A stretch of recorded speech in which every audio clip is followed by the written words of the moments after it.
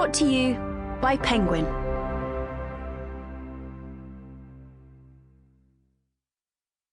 The Viceroy of Ouidah by Bruce Chatwin. Read by Tom Austen.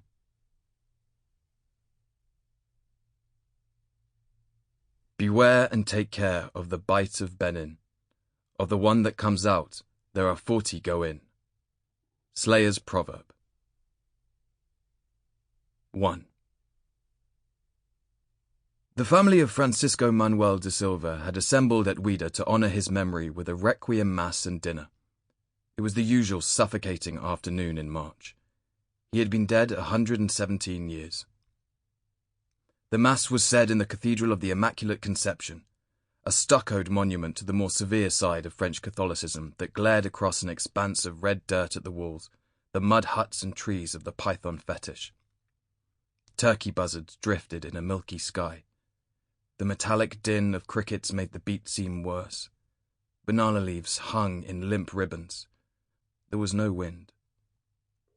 Father Olimpio da Silva had come into town from the Seminaire de Saint-Gall.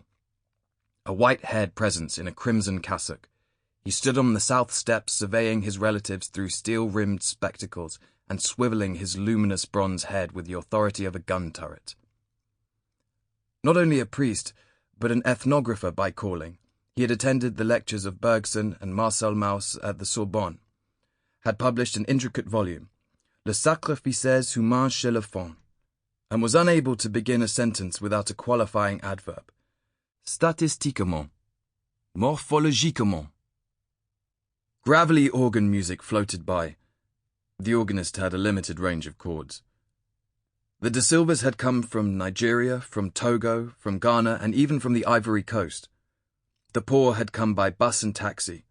The rich were in private cars, and the richest of all, Madame Helene da Silva, better known as Mama Benz, now sat sprawled over the back seat of her cream-coloured Mercedes, cooling herself with a fan of 10,000-franc notes and waiting for the service to end. Everyone in the family knew their ancestor by his Brazilian name, Dom Francisco.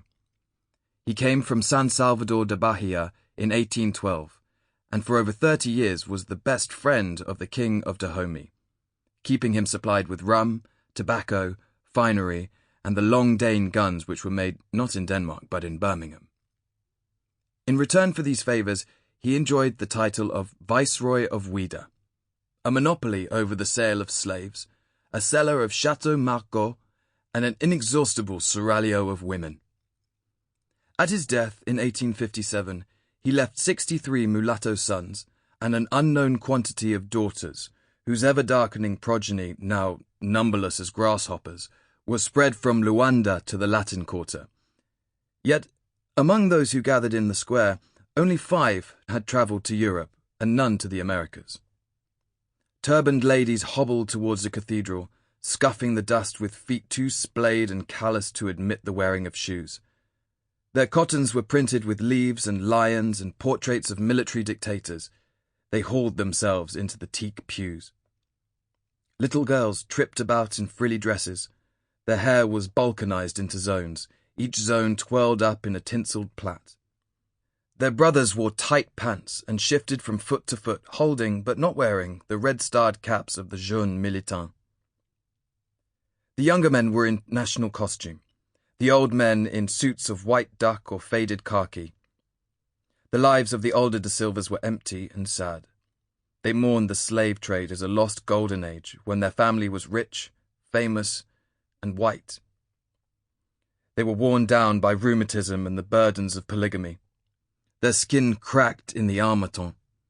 Then the rains came and tambourined on their caladiums and splashed dados of red mud up the walls of their houses. Yet they clung to their kepis and pith helmets as they clung to the forms of vanished grandeur. They called themselves Brazilians, though they had lost their Portuguese. People slightly blacker than themselves they called blacks. They called Dahomey, Dahomey, long after the head of state had changed its name to Benin. Each hung Dom Francisco's picture among their chromolithographs of saints and the Virgin. Through him, they felt linked to eternity. Father Olimpio rose before the altar and intoned his annual message in a consoling baritone. The father of... Sample complete. Ready to continue?